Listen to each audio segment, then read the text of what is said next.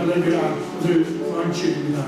여러분, 부활의 교회에서 부활주일 예배를 드린다는 오늘 특별히 굉장히 감격스럽습니다. 여러분 환영합니다. 우리 일어나셔서 찬양하시면서 시작하겠습니다. 주님의 성령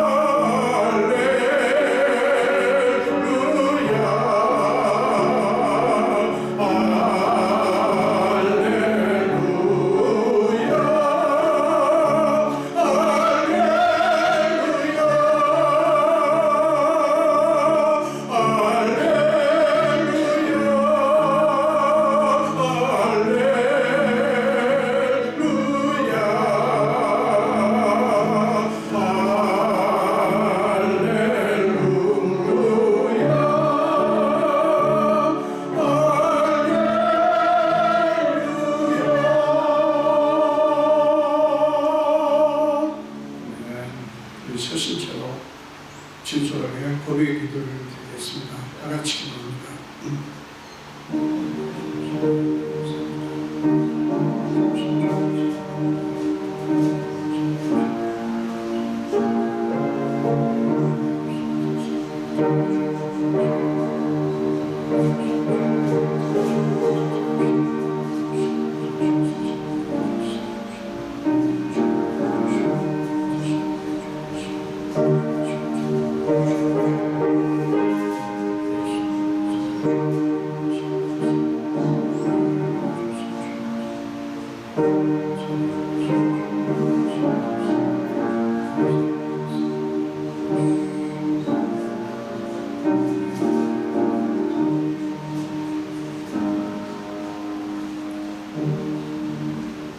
하나님의 음성의 말씀을 들으시기 바랍니다. 나 곧 나는 나를 위하여 내 허물을 도말하는 자니 내 죄를 기억하지 아니하리라. 아멘. 사도시기 보시는 것입니다. 전능하사 천지를 만드신 하나님 아버지를 내가 믿사오며 그 외아들 우리 주 예수 그리스도를 믿사오니 이는 성령으로 잉태하사 긍정령과 예를 하시고 본디오 빌라도에게 고난받으사 십자가를 받고 죽으시고 장사지 사망에 죽은 자 가운데서 다시 살아나시며 하늘에 오르사 전능하신 하나님 우편에 앉아 계시다가 저로서 산자와 죽은 자를 심판하러 오시나가 성령을 믿사오며 거룩한 공예와 성도가 서로 교통하는 것과 죄를 사하여 주시는 것과 몸이 다시 사는 것과 영원히 사는 것을 믿사옵나이다. 아멘. 앉으셔서 함께 찬양하셨습니다. 서찬송가 162장, 고민찬송가 191장. 부활하신 구세주 나 항상 승리네 온 세상 조롱에도 주 주님 사셨네. 찬양하시겠습니다.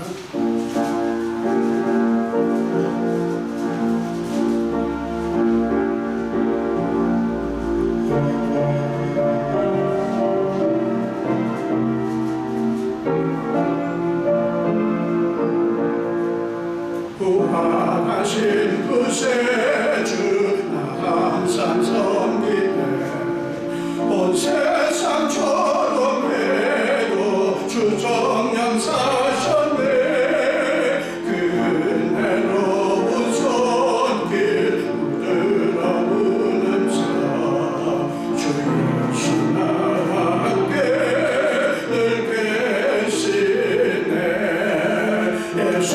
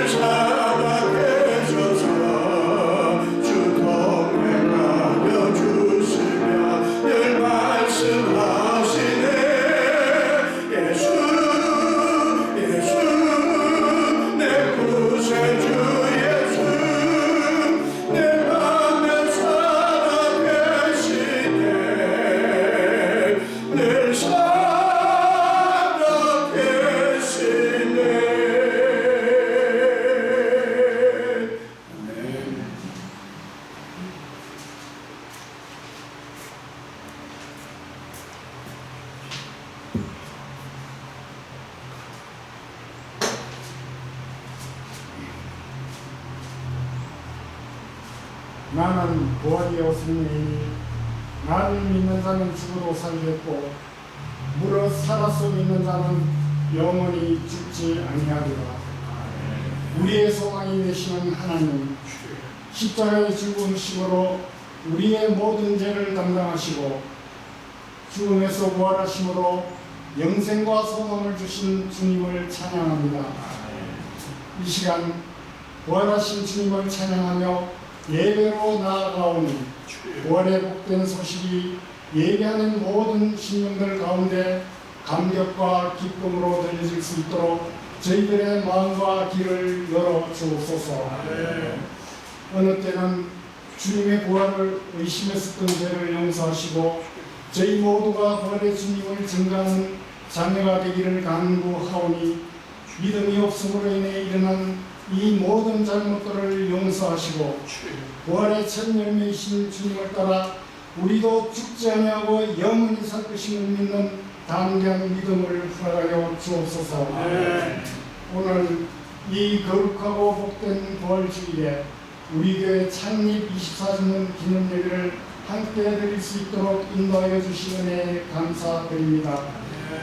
24년 세월 동안 많은 부침이 있었지만 이제는 예배가 회복되고 말씀이 살아있는 교회다운 교회가 되게 하여 주옵소서.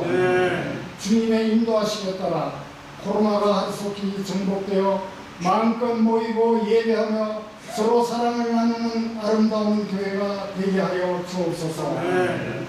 하나님 아버지, 오늘도 부활의 메시지를 전하기 위해 우리 목사님 당일에 세워주심을 감사드립니다. 준비하신 말씀을 선포하실 때에 하나님의 능력과 감동으로 우리 모두 은혜 충만한 시간이 되게 하여 주옵소서.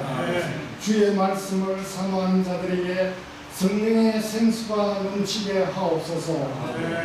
주님께서 사랑하시는 우리 성도님들, 먼저 그의 나라와 의를 구함으로 모든 것이 더하여지는 축복의 성도님들 되게 하여 주시옵고, 목마른 사슴이 신의 물을 찾기에 갈급한 것 같이 주님을 찾기에 갈급한 영혼들이 되게 하여 주옵소서. 주님을 찬양하며 이 모든 말씀을 죽음을 이기시고 부활하신 예수 그리스도 이름으로 기도합니다. 아멘.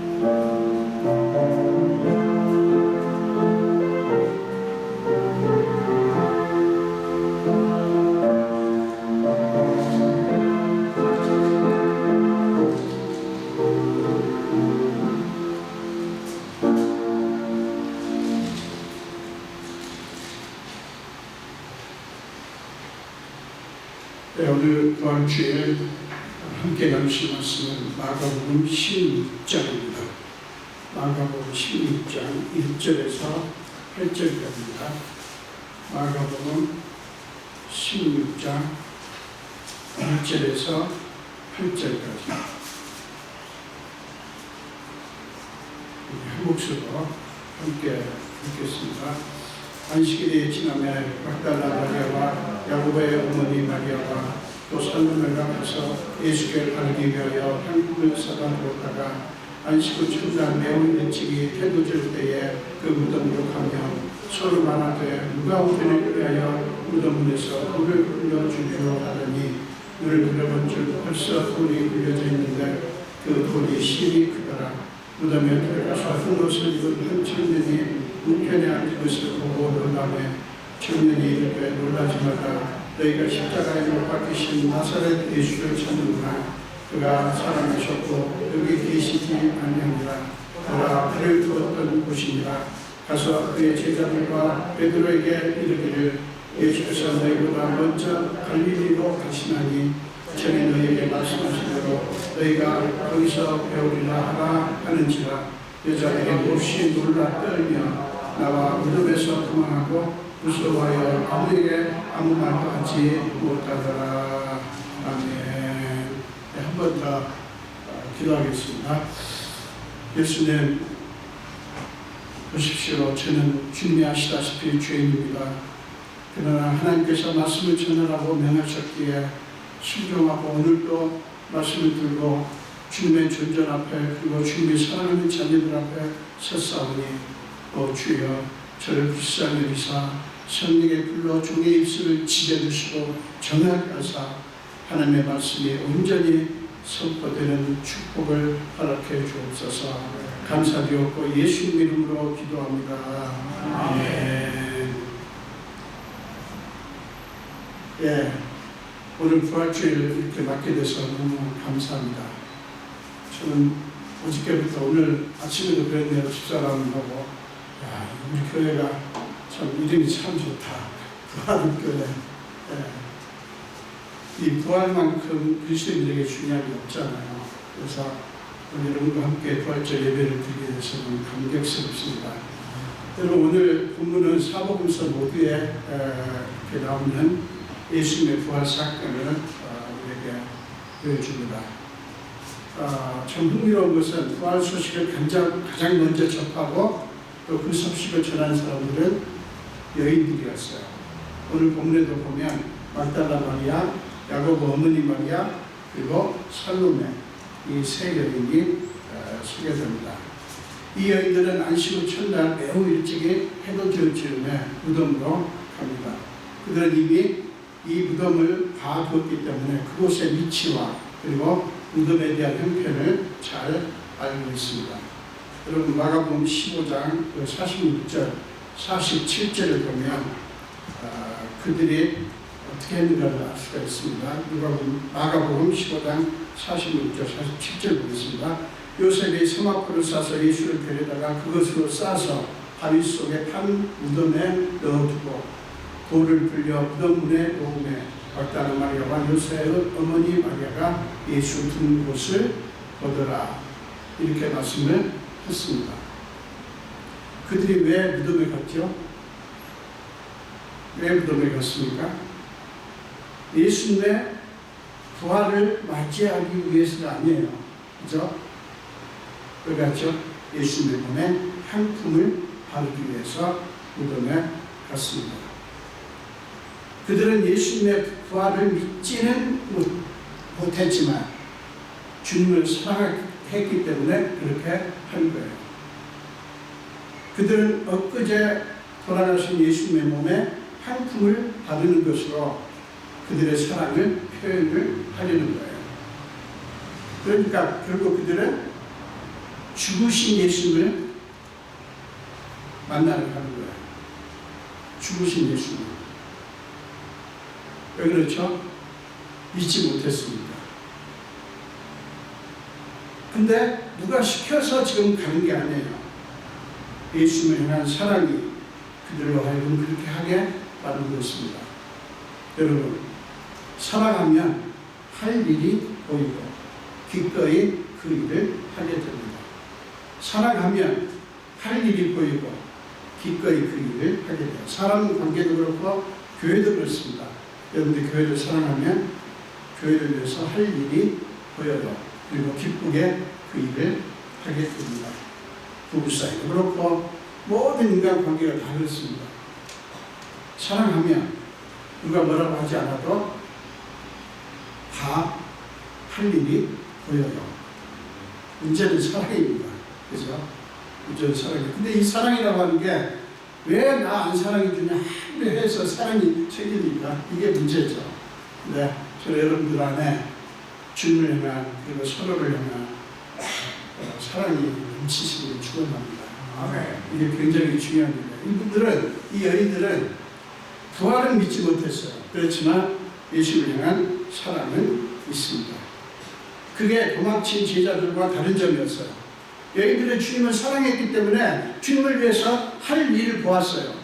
그렇지만 제자들은 그렇지 않았기 때문에 주님으로부터 도망치는 것 외에는 아무것도 생각할 수가 없었어요. 사실 여인들이 향품을 들고 무덤에 가는 것은 예수님의 죽음을 재확인할 수 있는 그런 시간이었어요. 그런데 그들은 무덤을 막고 있는 큰 돌 때문에 걱정을 하며 무덤으로 갑니다. 자기들 힘으로는 도저히 움직일 수 없는 그런 큰 돌인 것을 알았기 때문에 그들은 걱정을 하며 가는 거예요. 그런데 누가 무덤에서 돌을 불러주려 하면서 가지 않습니까? 답이 없어요. 힘있는 장정들이 무덤을 불려주겠지 라든가 무슨 답이 없지만 그래도 그들은 갑니다. 여러분, 이거 어리석은 행동 아닙니까? 안 될 줄 알면서도 가요? 근데 여러분, 그게 사랑의 특성이에요. 사랑은 불합리합니다. 바보 같은 짓을 하게 하는 게 사랑이에요.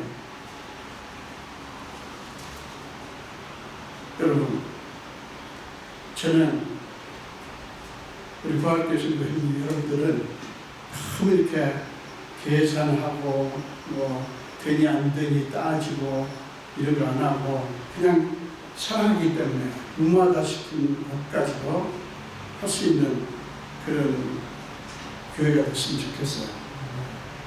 사랑은 불합리합니다. 그렇지만 사랑은 너무 귀한 거잖아요. 이 여인들이 그런 모습을 우리에게 보여줍니다.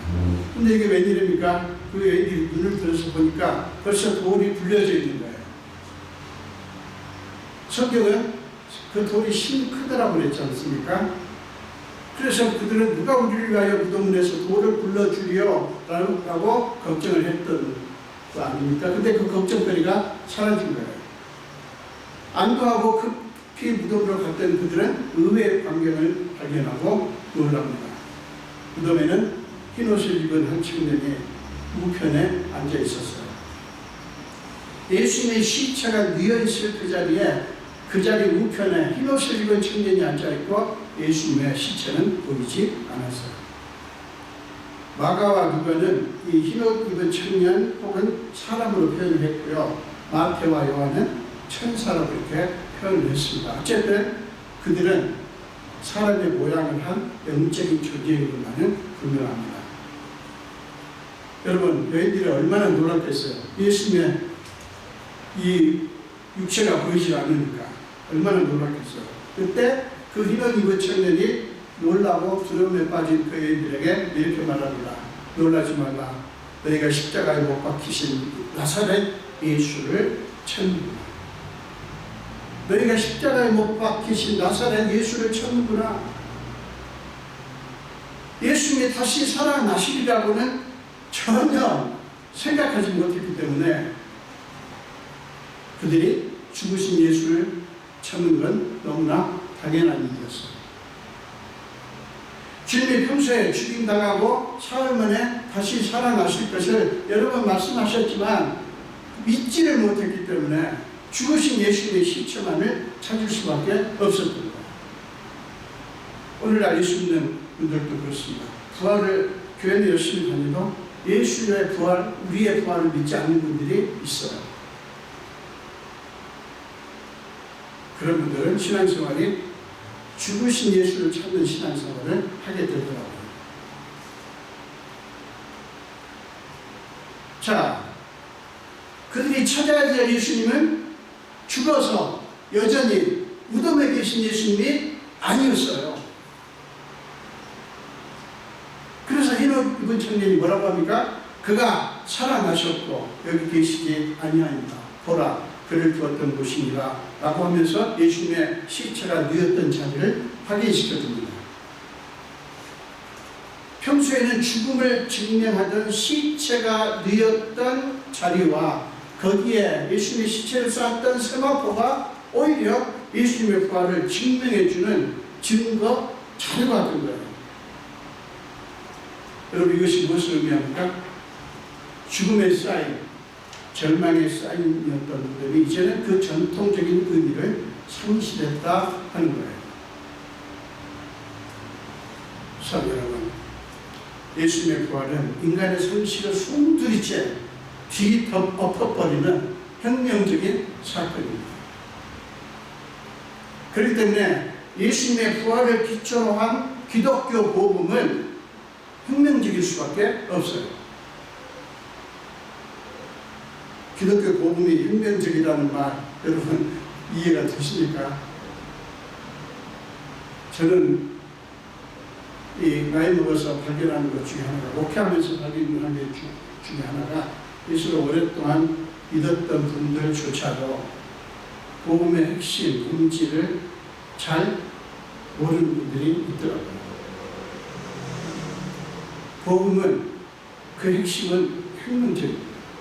우리의 상식과 안 맞아요. 왜 그런가 하면 예수님의 복음은 예수님의 부활을 기초해서 생성된 거예요. 여러분, 부활은 이건 혁명적입니다. 그렇기 때문에 우리가 신앙생활하면서 우리 마음을 활짝 열어 젖히고 늘 받아들일 준비를 하는 게 굉장히 중요합니다. 우리 신앙은 계속해서 우리 마음을 열어 젖히는 행위예요. 계속해서. 우리 제가 농담교에 있었던 미국에 우리 교단, 미국 장로교 우리 헌법에 보면 이렇게 얘기를 합니다. 우리는 항상 개혁하고 또 개혁해야 된다. 그러니까 reform, 그리고 reform, 또 reform. 그러니까 계속해서 우리는 개혁을 해야 된다는 거예요. 이게 무슨 얘기냐면 계속해서 마음을 여는 거예요. 계속해서. 그러니까 그 말은 뭐냐면 나는 다 알았다, 나는 다 이루었다, 나는 다 파악했다, 나는 이제 더 이상 노력 안 해도 예를 쓰지 않아도 된다, 이런 게 아니라는 거예요. 계속해서 우리는 우리 자신을 갈아엎고 계속 갈아엎는 작업을 해야 됩니다. 여러분, 제가 여기 와 있는 것 때문에 우리 집 텃밭을 이렇게 하지 못합니다만은, 여러분, 텃밭을 보면 매년 깊게 파서 갈아엎어야 돼요. 그래야 땅이 건강합니다. 신앙생활도 마찬가지예요. 우리 마음을 계속해서 갈아엎는 작업, 계속해서 활짝 열어 젖히는 작업을 해야 돼요. 여러분, 우리 부활교회는 정말 이름 그대로 자꾸 계속해서 우리 신년을 갈아엎는 그런 교회가 되기를 축원합니다. 이게 굉장히 중요합니다. 여러분, 창세기 12장 1절에 보면 아브라함이 내 고향과 친척과 아버지의 집을 떠나 내가 네게 보여줄 땅으로 가라 라고 하는 하나님의 부르심을 받았을 때, 그가 하나님의 부르심에 순종할 수 있었던 원동력은 하나님의 혁명적인 제안에 아브라함이 혁명적으로 반응을 한 것이었어요.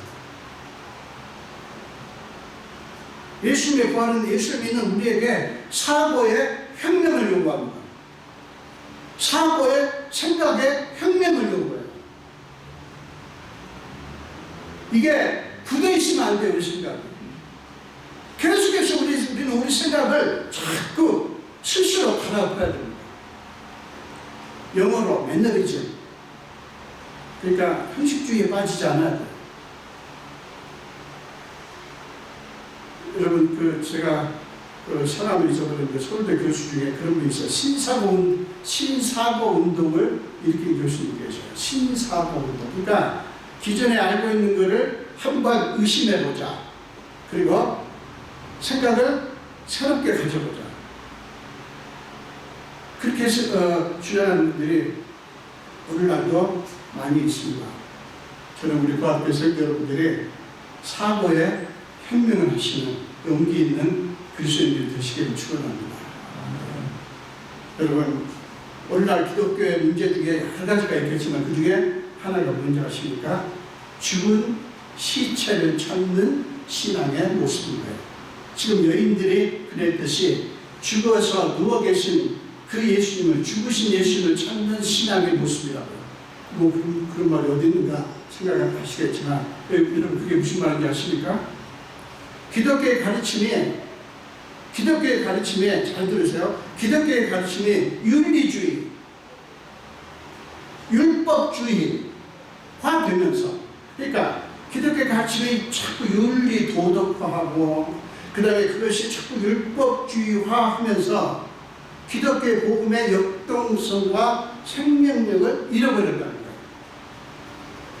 여러분, 기독교 진리는 복음을 계속해서 움직이는 것입니다. 어떤 분이, 어떤 신학자가 이렇게 말했어요. 이 기독교 신앙은 계속 움직이는 거다. 계속 움직이는 거다. 하나님도 계속 역사하시는, 움직이시는 하나님이다. 이렇게 말합니다. 여러분, 유명한 독일의 신학자 칼 바르트도 우리는 계속해서 움직여야 된다. 신앙은 계속해서 움직이는 것이다. 이렇게 말했어요. 근데 이게 기독교 복음이 윤리주의도 흐르고 도덕주의도 흐르고 율법주의와 하면서 복음이 굳어진 거예요. 그래서 역동성을 잃어버리고 생명력을 잃어버렸다는 거예요. 교훈은 굉장히 훌륭한데 감동이 없고 변화를 일으키지 못하는 거예요. 여러분, 신앙이라는 게 뭡니까? 우리가 알고 있는 이 기독교 신학이라고 하는 것이 뭡니까? 이게 우리 신앙을 변화시켜야 되잖아요. 우리 마음을 변화시키고 우리 삶을 변화시키고 계속 이러면 이 신앙은요 계속 움직이는 거예요. 말씀도 마찬가지입니다. 그런 능력이 있어야 되는데 교훈은 굉장히 훌륭해요.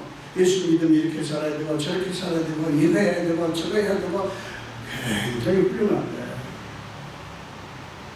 변화가 안 일어나는 거예요. 내 신도 변화가 안 일어나고 예수 믿은 지가 얼마고 심지어는 모태 신앙이고 내 부모가 목회자고 얼마나 오랫동안 수십 년 예수를 믿었는데 여전히 똑같은 바뀌지 않는 거예요. 변화가 안 되는 거예요. 여러분, 그거 예수 믿는 게 아니에요. 그거는.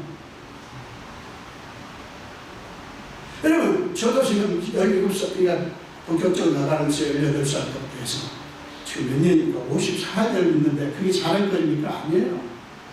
전혀 아니에요.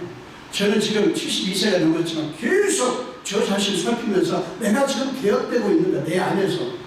내가 지금 내 마음이 움직이고 있는가, 내 신앙은 역동성이 있는가, 이걸 계속해서 확인합니다. 여러분, 이거 게을리하지 않아야 돼요. 계속해서 우리 자신을 살펴서, 다른 걸 살피지 않아도 돼요.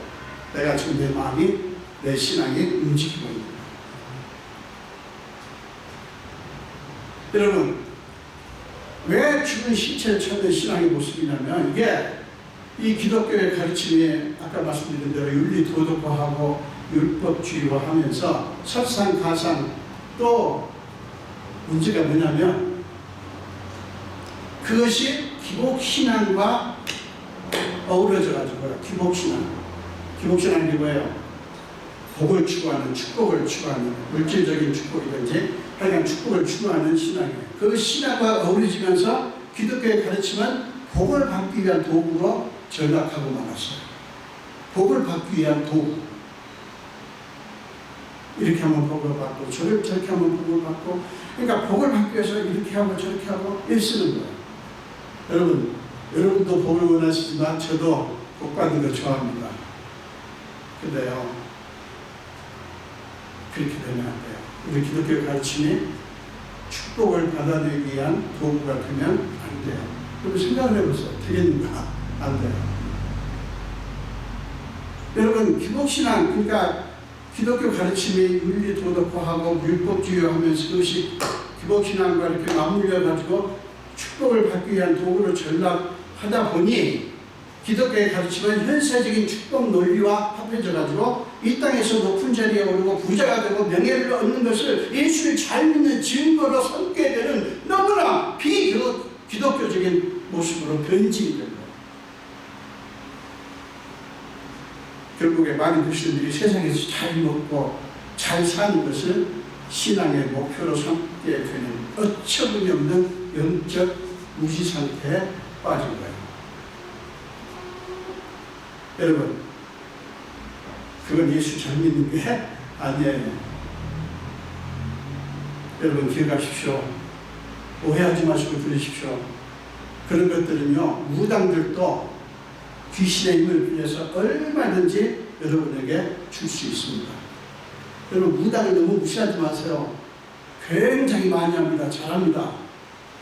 그리고요, 무당들이 한번 후닥거리 하면 액이 사라져요. 액땜이 돼요. 제가 지금 무당 믿자고 이런 말 하는 거 아니에요. 그죠? 무당 무시하면 안 돼요. 굉장합니다. 무슨 법사, 무슨 스님 그런 거 말 안 해도요. 일단 무당들이에요. 다 법사든지 도사든지 다 필요 없어요. 그냥 무당이에요. 무당들도 얼마든지 여러분에게 축복을 줄 수 있어요. 동의 안 하세요? 무당 무시하지 마세요. 마귀가 예수 시험할 때 어떻게 하셨습니까? 마귀가 예수 시험할 때 어떻게 했죠? 예수께 천하 만국과 영광을 보여주면서 만일 내게 엎드려 경배하면 이 모든 것을 네게 주리라, 이렇게 얘기를 합니다. 마태복음 4장 8절 9절에 나오죠. 여러분, 그때 마귀가 예수님께 거짓말 했다고 생각하세요? 그때 마귀가 예수님께 거짓말 했을까요? 아니에요. 거짓말한 게 아니에요. 예수님도 마귀가 거짓말한 게 아니라는 것을 잘 아셨어요. 맞습니다, 여러분. 마귀는 여러분에게 천하만국과 영광을 줄 수 있어요. 마귀를 섬기면 마귀는 여러분에게 이 세상의 영광과 권세와 명예를 얼마든지 줄 수 있어요. 그래서 어떤 분들은 교회도 다니고 마귀도 섬기고 예수도 믿고 귀신도 믿고, 에이 설마 어떻게 그럴 수가 있어요? 라고 생각하실지 모르지만 아니요, 많습니다. 우리 교회는 없겠지만 많아요. 그러니까 예수를 믿는 게 아닌 거예요. 그러니까 죽겠는 거예요. 예수 믿는 게. 이게 너무 힘든 거예요. 그래서 오늘날도 교회에서 믿는 분들이 있어요. 그리고 그것들을 얻습니다. 여러분, 그리고 우리가 마귀를 숨겨요? 그럴 수는 없죠. 그럴 수는 없죠. 여러분, 예수님의 부활이 혁명적이라고 하는 것은 죽은 자가 다시 살아났다고 하는 너무나 비상식적인 사실 때문이에요. 자, 여러분, 하나님이 하나님이시기 때문에 그런 역사가 일어나는 것은 너무나 당연하지 않을까요? 그래야 하나님 아닙니까?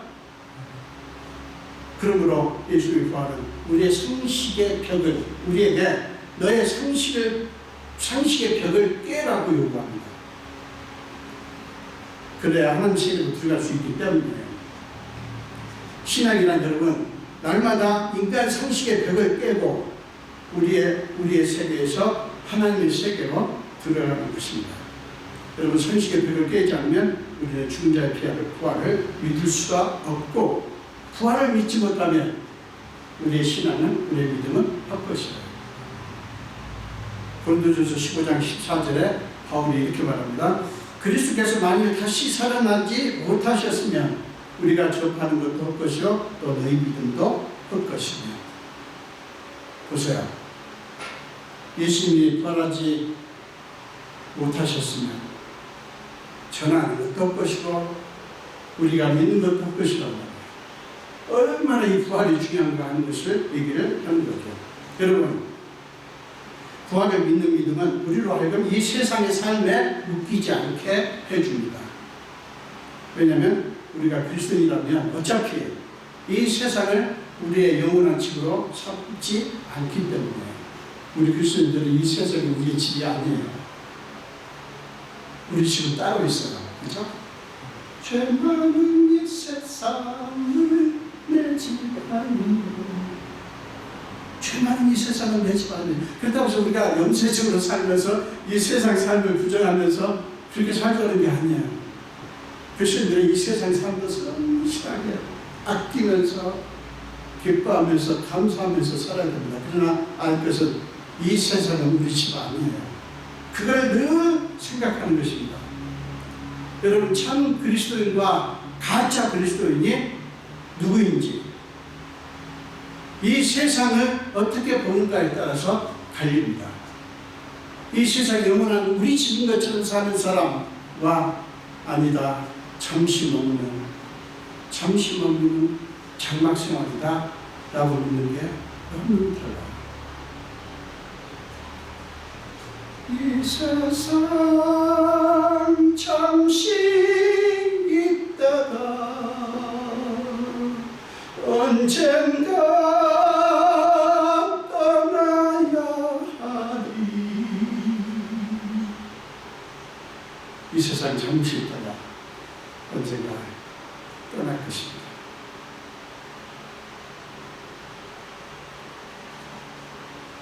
노래하려면 다 하시지 왜 하나 마시나 좀 지루하실까봐 제가 부분만 좀 했습니다.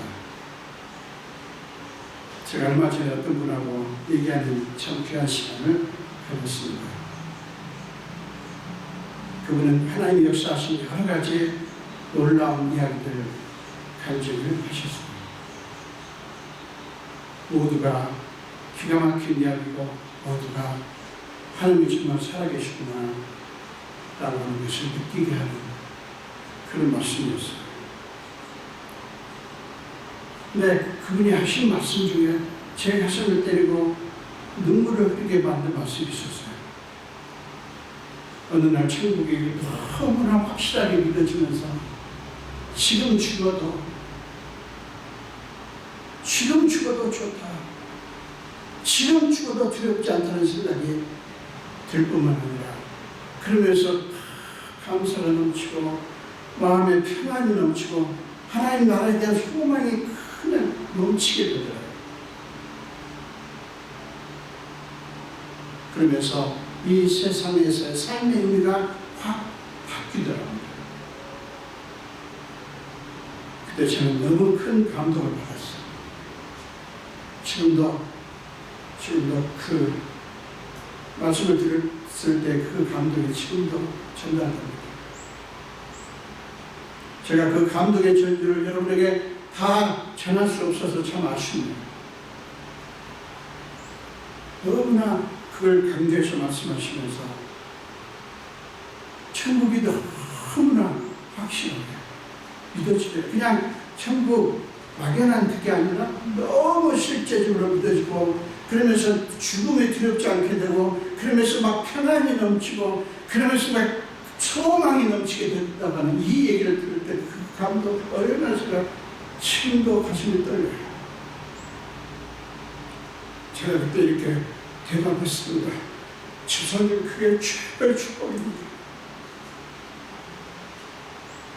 집사님이 지금까지 받은 그 어떤 은혜보다 집사님은 정말 가장 놀라운 축복을 받으셨습니다. 라고 대답을 했습니다.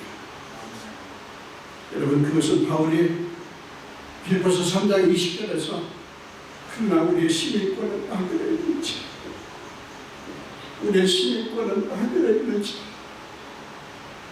거기로부터 구원하는 자 곧 주 예수 그리스도를 기다리느니 그 집사님의 고백이 이거였어요. 나의 시민권은 하늘에 있다. 나는 거기로부터 예수 그리스도가 실제로 오실 것을 기다린다라는 고백 아닙니까? 여러분 그것은 부활의 확신이 없이는 할 수 없는 고백이에요. 고린도전서 15장 17절에서 19절에서 이렇게 말씀합니다. 그리스도께서 다시 살아나신 일이 없으면 너희 믿음도 헛되고 내가 여전히 죄 가운데 있을 것이요 또한 그리스도 안에서 잠자는 자도 망하였으니 만일 그리스도 안에서 우리가 바라는 것이 다만 이 세상의 삶뿐이면 우리가 바라는 것이 다만 이 세상의 삶뿐이면 즉 이 세상에서 어떻게 사냐 어떤 삶이냐라는 것으로 끝난다면 모든 사람 가운데 우리가 더욱 불쌍한 자입니다. 사랑 여러분, 우리에게는 이 세상의 삶이 전부가 아니에요. 너무나 확실한 것은 우리에게는 이 세상의 삶과 비교할 수 없는 부활의 삶이 있다는 사실입니다. 많은 사람들이 이 세상의 삶으로 끝이지 뭐 또 다른 삶이 있단 말인가 라고 판단합니다. 여러분 정말 그럴까요? 누가복음 16장을 보십시오. 누가복음 16장 19절부터 31절까지 보면 부자와 거지의 이야기가 나옵니다. 그 중에서 특별히 22절부터 24절을 보시기 바랍니다. 누가복음 16장 22절에서 24절까지입니다. 이에 그 거지가 죽어 천사들에게 받들려 아브라함의 품에 들어가고 부자도 죽어 장사되며 그가 음부에서 고통 중에 눈을 들어 멀리 아브라함과 그의 품에 있는 나사로를 보고 불러 이르되 아버지 아브라함이여 나를 긍휼히 여기사 나사로를 보내어 그 손가락 끝에 물을 찍어 내 혀를 서늘하게 하소서. 내가 이 불꽃 가운데서 괴로워하나이다. 부자도 거지도 이 세상의 삶이 끝난 후에 또 다른 삶에 대해서는 몰랐고 전혀 생각지도 못했을 것입니다. 그러나 깜짝 놀랄 죽음 후의 삶, 이 세상의 삶과 비교할 수 없는 삶이 있었던 거예요. 사랑 여러분, 비탄에 빠져 탄식하는 이 부자의 소리, 내가 이 불꽃 가운데서 괴로워하나이다. 이 탄식 소리를 잊지 마십시오. 저는요, 이 부자와 거지 나사로의 이야기가 얼마나 위로가 되는지, 지금 이렇게 사는 이 삶이, 우리의 이 삶, 이것저것 많은 제한 속에서 힘들고 어렵게 고통하며 울며 아파하며 사는 이 삶으로 끝이 나면 전 너무 허망할 것 같아요. 얼마나 위로가 되는지. 부자는 잘 먹고 잘 살다 갔습니다. 부자도 안 됐지만, 여러분, 이 거지가, 여러분, 어떤 사람이었죠? 부자 집 앞에서 온몸의 병을 앓으면서 거지로 비참하게 사는 사람 아니었습니다. 이 거지가 그 삶으로 그걸로 끝났다면 얼마나 비참하고 얼마나 불쌍하냐고요. 그런데 보세요. 그 후에 삶이 있었던 거예요. 그 후에 삶이. 그러니까 이 부자는 내가 불꽃 가운데서 괴로워하나이다 탄식을 한 거예요. 저는 이 부자와 거지 이야기가 너무 위로가 돼요.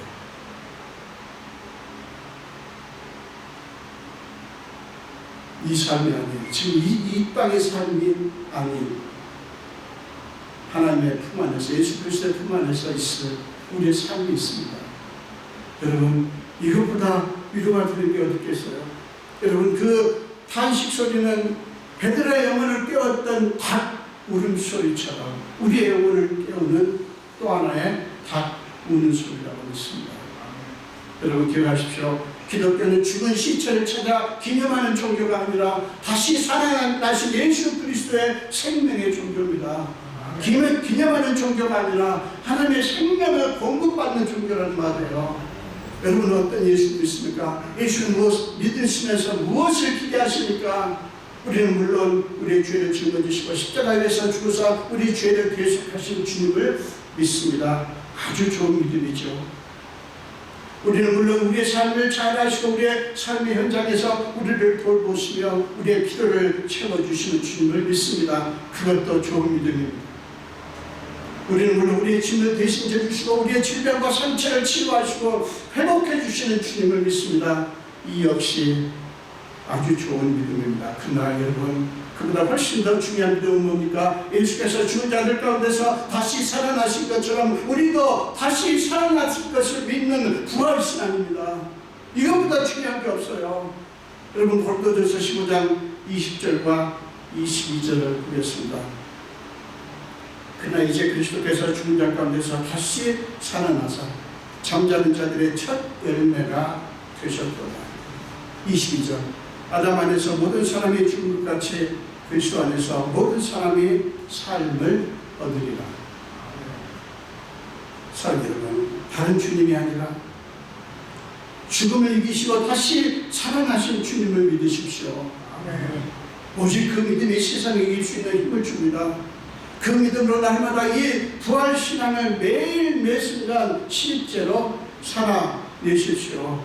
온갖 죽음과 무덤의 상징들이 난무하는 이 세상 아닙니까? 그것들이 지배하고 있는 것처럼 보이는 이 세상 아닙니까? 이 세상에서 죽음을 이기시고 부활하신 주님을 믿음으로써 사는 것이, 그 믿음, 부활하신 주님을 믿는 그 믿음으로 사는 것이 부활을 살아내는 거예요. 여러분, 우리가 부활절이면 오늘이 부활절입니다. 부활절은 일어납니다. 예수님이 이렇게 부활하셨습니다. 그 사실을 아무리 안들 우리 삶 속에서 부활신앙이 사라지지 않으면, 살아내지 않으면, 실제로 부활 능력이 나타나지 않으면 얼마나 허망합니까? 우리 부활을 실제로 삽시다. 아멘. 살 수 있어요. 욥기 19장 25절 26절 보세요. 욥기 19장 25절 26절입니다. 내가 알기에는 나의 대속자가 살아계시니 마침내 그가 땅 위에 서실 것이다. 내 가죽이 벗김을 당한 뒤에도 내가 육체 밖에서 하나님을 보리라. 욥은 말할 수 없는 극심한 고통 속에서도 자기의 대속자가 살아계시고 마침내는 자신을 위해서 이 땅 위에 서실 것이기에 자기 온몸의 가죽이 다 벗겨진 후, 즉 육체가 다 무너진 후에도 하나님을 볼 것이라고 선포합니다. 사도 여러분, 이것이 부활신앙을 살아내는 거예요. 날마다 이 욥의 고백을 할 수 있기를 바랍니다. 내가 알기에는, 내가 믿기에는 나의 대속자가 살아계시니 마침내 그가 땅 위에 서실 것이다. 사랑하는 여러분, 예수님의 부활은 우리의 부활에 대한 가장 확실한 증명입니다. 주님의 부활은 모든 믿는 자들에게 필연적으로 임할 최후의 승리를 보장해 주는 거예요. 이건 보장, 승리의 보장입니다. 그러므로 사랑하는 여러분, 욥처럼 고백하시고 욥처럼 외치시고 날마다 삶에서 욥의 고백이 여러분의 삶에 나타날 수 있기를 바랍니다. 여러분, 박노해라고 하는 시인 아시는지 모르겠습니다. 그분의 시에 절망의 새벽이라는 시가 있습니다. 절망의 새벽. 그 구절의 시가 길기 때문에 다 소개하진 않겠고 그 어떤 부분만 제가 소개를 하도록 하겠습니다. 거기 보면 그분의 시 중에 이런 구절이 나옵니다. 흰 눈 쓴 논밭에선, 흰 눈 쓴 논밭에선 새싹들이 새근새근 캄캄한 겨울을 살아내고 있었습니다. 나는 세상에 절망했지만 절망의 끝에서 살아오는 새벽, 검푸른 눈빛만은 버리지 않을 것입니다. 흰 눈 아래 땅속에 새싹들이 캄캄한 겨울을 살아내고 있다고 표현한 그 모습이 바로 이 세상을 살아가는 우리의 모습이어야 하는 거예요. 흰 눈 아래, 흰 눈이 두껍게 쌓였지만 그 눈 아래 땅속에는 새싹들이 피어나고 있습니다. 그들 새싹들을 이렇게 표현했어요. 새싹들이 새근새근 캄캄한 겨울을 살아내고 있었습니다. 얼마나 귀한 표현입니까? 박노해님은 캐톨릭 신자로서 부활에 대한 소망을 가졌던 거예요. 부활에 대한 소망을. 네, 그렇습니다. 우리는 지금 두껍게 쌓인 흰 눈 아래에 숨겨져 있지만 언젠가 새싹으로 피어날 우리들입니다.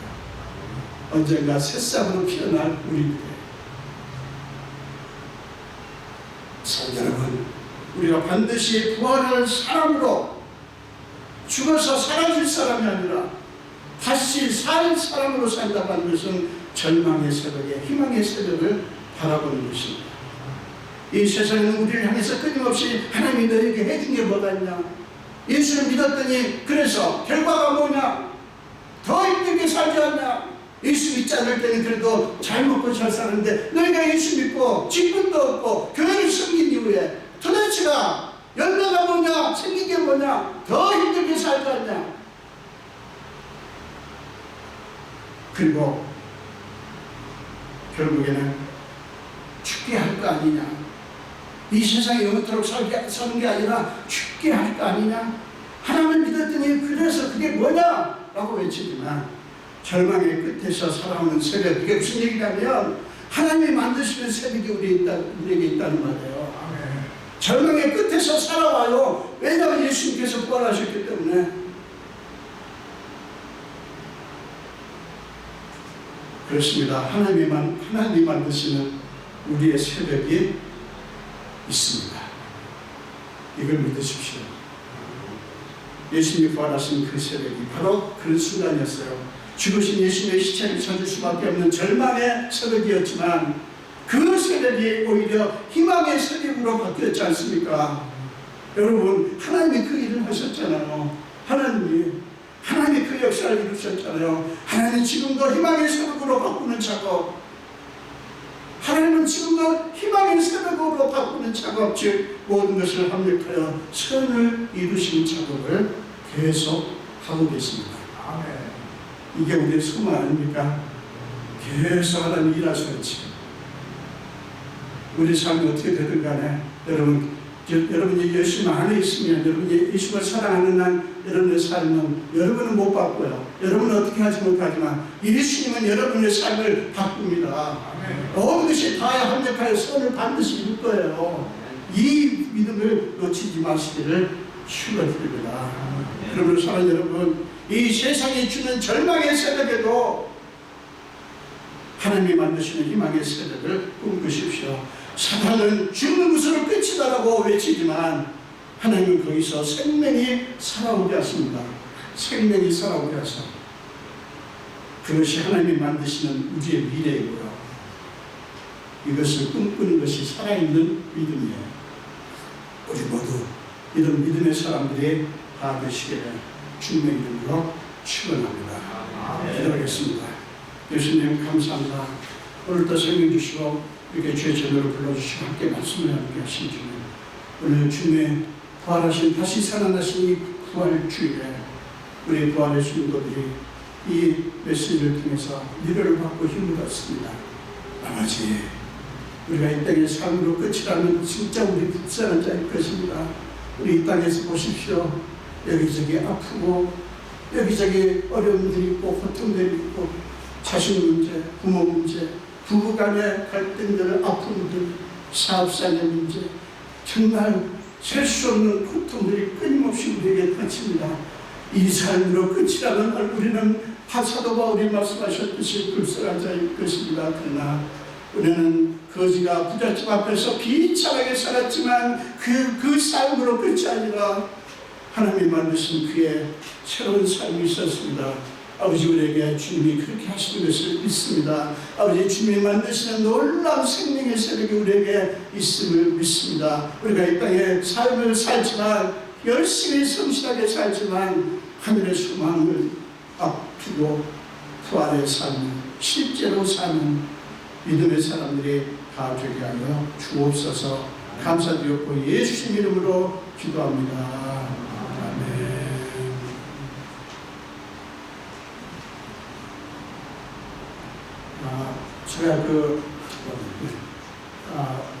제가 설교하기 전에 성경 공독하고 설교하기 전에 영상을 보려고 했는데 제가 잊어먹었습니다. 지금 한 3분 30초 정도 되는 영상입니다. 이거 보도록 하겠습니다.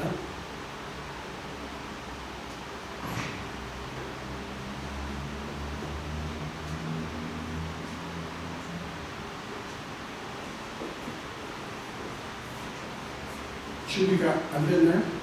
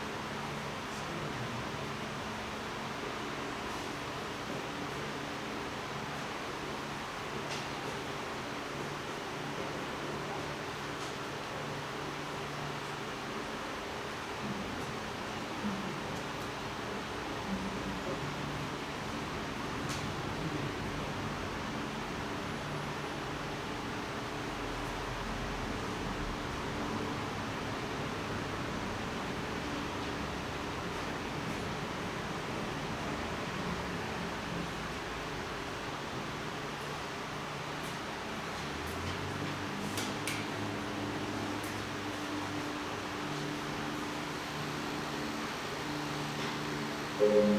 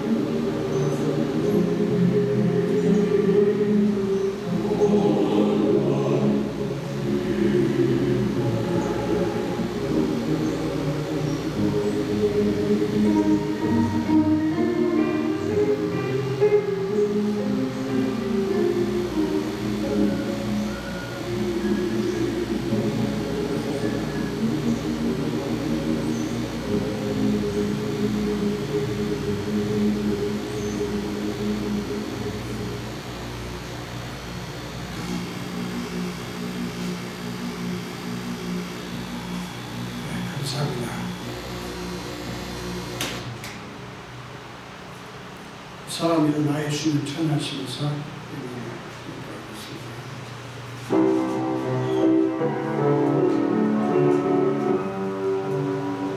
사랑합니다 나의 예수님 사랑합니다 아주 많이요 사랑합니다 나의 예수님 사랑합니다 그것뿐이에요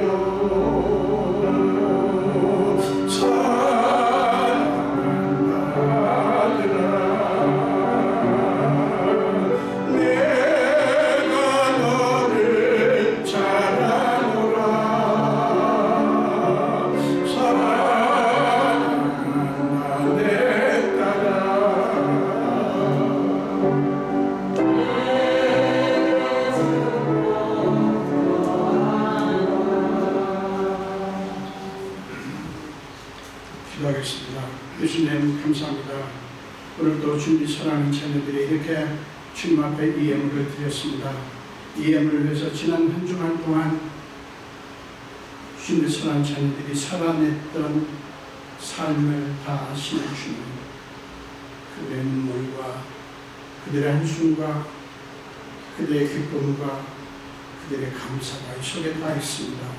하나님, 그 모든 것을 아시는 주님, 하나님께서 사랑하시는 자녀들이오니 하나님께서 마음껏 하나님의 마음에 맞게 하나님의 방식으로 축복해 주시고, 특별히 소득 중에서 10분의 1은 주님의 것이라고 믿고 그걸하여 11조를 드린 분들, 말라기 3장 10절에서 하나님이 친히 하신 약속대로 저들의 삶의 창고가 넘치게 하여 주옵소서.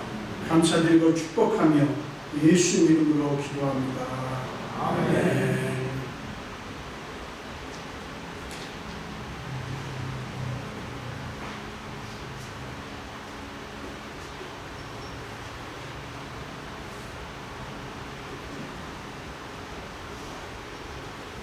우리 권수 집사님, 민석 집사님 그 큰 딸이 권주현 자매님이 돌아가셨는데 뭐 잠시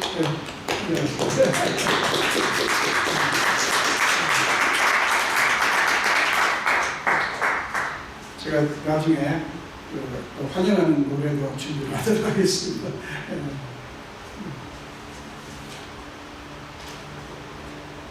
그리고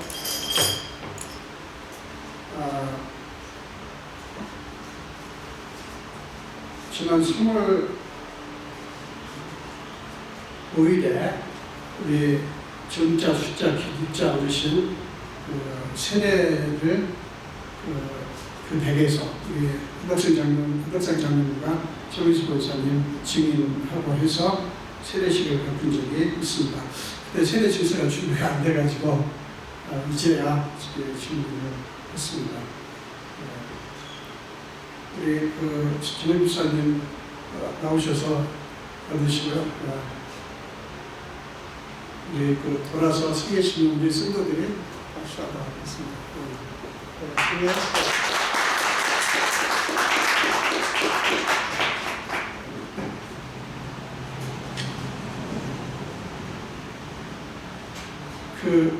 거기에 홀을, 이게 좀 세례식 증서가 몇 톤인지 모르겠어요. 부활교회가 세례를 몇 분에게 세례를 베푸는지 모르기 때문에 알 수가 없어서 홀은 적지 못했습니다. 오늘 예배 마친 후에 좀 이렇게 다과가 준비되어 있습니다. 부활주일이기도 하고 또 창립 24주년 기념주일이기도 해서 준비를 했고요. 제가 생각하기에는 예배 마치고 우리가 전에처럼 본격적으로 식사를 못한다 할지라도 사람한테 커피라도 이렇게 마시는 매주 그런 시간을 이렇게 가지면 좋을 것 같아요. 저는 26일 날 이제 다음 주일 지난 다음 화요일 날 이제 미국에 갔다가 지금 오는 날짜를 제가 적시를 못하고 있는데요. 우리 가서 몇 가지 목적이 한 달 내로 끝날 수 있도록 기도를 해주세요. 그래서 가급적이면 빨리 올 수 있도록 기도해 주시기 바라고요. 우리 온구대는 교회 마스크하고 지금 그 어린이 성경을 준비를 했는데 마스크는 직접 전달이 됐고요. 어린이 성경은 지금 전달이 안 됐는데 그 형제가 시간이 없어서 우리가 지금 온구대를 갈 수 있는 상황이 아니고 그래서 이렇게 뭐죠? 택배로 붙이면 되지 않아요? 복음에서 직접 전달해 주지 못한다면 택배로 붙이는 방법이 있나요?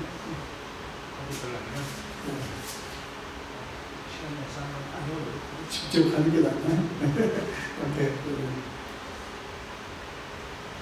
제가 또 노출받고 있습니다.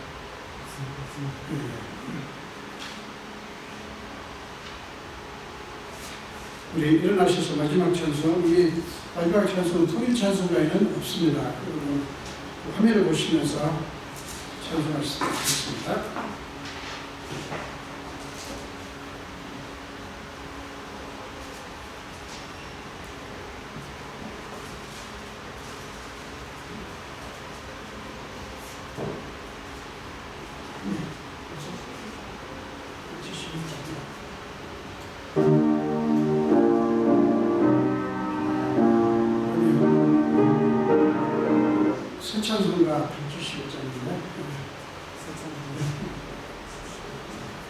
하나님의 독생자 예수 날 위하여 오셨네. 내 모든 죄 사하시려고 십자가 지셨으나 다시 사셨네.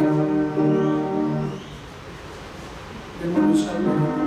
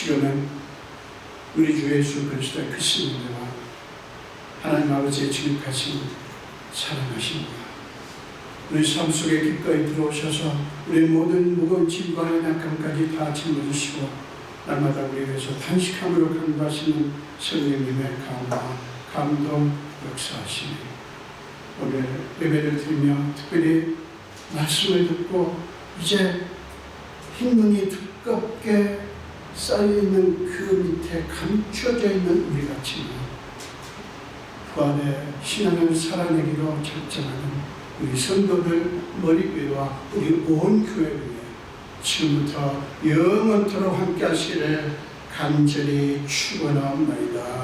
아멘.